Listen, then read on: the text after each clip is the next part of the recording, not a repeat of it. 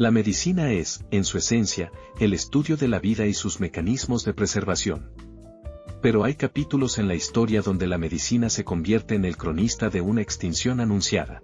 Hoy analizaremos un experimento involuntario que duró 2 siglos. No fue realizado en un laboratorio secreto, sino en los palacios más opulentos de Europa. Esta es la historia de cómo la dinastía de los Habsburgo, los dueños del mundo, se convirtieron en víctimas de su propio concepto de pureza. Un relato donde la genética se impuso sobre la corona y donde la sangre azul terminó siendo un veneno generacional. El altar del poder, el suicidio genético planificado. Para comprender este colapso, debemos viajar mentalmente a la Europa del siglo XVI. Los Habsburgo no eran solo una familia, eran una corporación transnacional de poder absoluto. Su estrategia para dominar el continente no se basaba únicamente en las picas de sus tercios, sino en un lema que hoy suena a sentencia de muerte: tú, Felix Austria, nube, tú, feliz Austria, cásate. La idea era simple pero letal: para evitar que los territorios se fragmentaran y para mantener las herencias dentro del círculo familiar, los matrimonios debían ocurrir entre ellos mismos. No buscaban aliados externos porque no consideraban a nadie a su altura. Sin embargo, en su soberbia, ignoraron una ley fundamental de la naturaleza, la heterosis o vigor híbrido. La diversidad genética es el escudo del sistema inmunológico y la arquitectura de la salud. Al cerrarse, los Habsburgo permitieron que los genes recesivos, aquellos que portan enfermedades y malformaciones, se encontraran cara a cara en cada nueva generación. En términos técnicos, estamos hablando de un coeficiente de consanguinidad aterrador. Mientras que en una población normal este índice es cercano a 0, en el caso de la rama española de los Habsburgo, el índice creció exponencialmente. Felipe I el Hermoso y Juana la Loca iniciaron una descendencia que, tras generaciones de tíos casándose con sobrinas y primos hermanos con primas, culminó en un nivel de endogamia del 0.254. Para que el espectador dimensione la gravedad, esto es superior al resultado de una relación entre 2 hermanos carnales. El árbol genealógico no era un árbol, era un nudo que se asfixiaba a sí mismo. La estética de la deformidad, el rostro del imperio. La primera señal de que la biología estaba pasando factura fue una característica que hoy es un caso de estudio en todas las facultades de odontología: el prognatismo mandibular. No era un rasgo de familia cualquiera, era una malformación ósea que se convirtió en el sello de la dinastía. La mandíbula inferior crecía de manera descontrolada, superando al maxilar superior. Esto no solo afectaba la estética, sino la supervivencia básica. El emperador Carlos V, el hombre más poderoso de su tiempo, ya sufría las consecuencias. Se dice que era incapaz de cerrar la boca por completo, lo que provocaba que el aire y el polvo irritaran su garganta constantemente. Su hijo, Felipe II, heredó el rasgo, pero fue en las generaciones posteriores donde la malformación alcanzó niveles grotescos. El problema no era solo el hueso. Los tejidos blandos también se corrompieron. El labio inferior se volvía grueso y colgante, lo que hoy conocemos como labio de Habsburgo. Esto causaba una macroglosia, la lengua crecía tanto que no cabía en la cavidad bucal. Los monarcas babeaban constantemente y su habla era un murmullo ininteligible. Imaginen a los embajadores extranjeros, llegando ante el rey del mundo, para encontrarse con un hombre que no podía pronunciar su propio nombre y que necesitaba que sus ayudantes le limpiaran la barbilla cada pocos minutos. La sangre azul se manifestaba como una incapacidad física para comer, hablar y respirar con normalidad.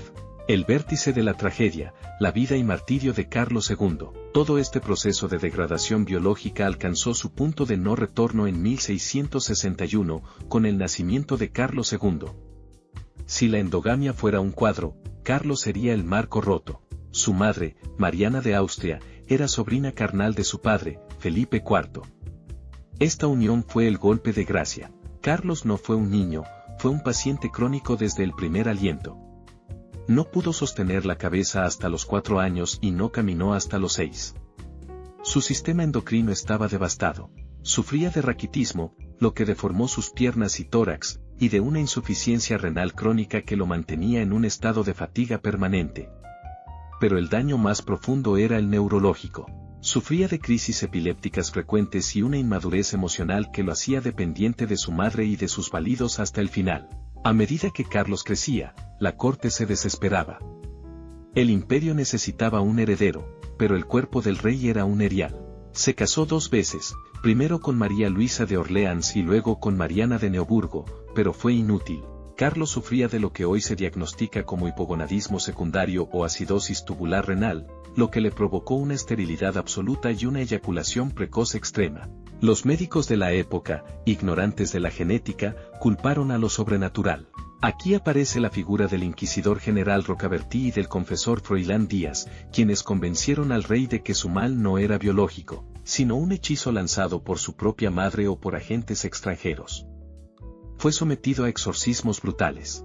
Se le obligó a ingerir aceites consagrados que destrozaron su ya débil estómago, y se le hacían dormir junto a cadáveres momificados de reyes anteriores para que el vigor de los antiguos pasara a su cuerpo. Carlos vivía en un terror constante, convencido de que demonios habitaban sus entrañas, mientras sus propios genes eran los verdaderos verdugos. La anatomía del fin. El informe forense de un imperio. El 1 de noviembre de 1700, a la edad de 38 años, Carlos II murió. Su cuerpo estaba tan devastado que parecía un anciano centenario. La autopsia, realizada por el médico real, es uno de los documentos más sobrecogedores de la historia forense. El informe, cargado de la terminología de la teoría de los humores, describía un paisaje de desolación interna. No tenía ni una gota de sangre, el corazón tenía el tamaño de un grano de arroz, los pulmones estaban corroídos, los intestinos podridos y gangrenados, tenía un solo testículo, negro como el carbón, y su cabeza estaba llena de agua. Hoy, con la lente de la medicina moderna, podemos traducir este informe. Carlos sufrió de una hidrocefalia severa, el agua en la cabeza, una insuficiencia cardíaca congestiva, corazón pequeño, y una gangrena sistémica producto de su nula respuesta inmunológica. Su testículo atrofiado confirmaba su esterilidad genética. Carlos II no murió de una enfermedad, murió porque su código genético se quedó sin instrucciones para seguir construyendo vida. El legado de la biología corrupta, la lección silenciosa. La muerte de Carlos II no fue solo el fin de un hombre, sino el fin de una era. Su incapacidad biológica para procrear desató la Guerra de Sucesión Española, un conflicto que desangró a Europa y cambió las fronteras del mundo. El precio de querer mantener la pureza fue la pérdida total de la identidad y del poder. La historia de los Habsburgo es el recordatorio definitivo de que la naturaleza no entiende de coronas ni de linajes divinos. La biología es democrática y castiga el aislamiento. La sangre pura resultó ser la sangre más corrupta de todas. Cada vez que observamos los retratos de Velázquez o de los pintores de cámara de la época, no vemos solo arte, vemos el registro clínico de una dinastía que decidió suicidarse en nombre de la exclusividad.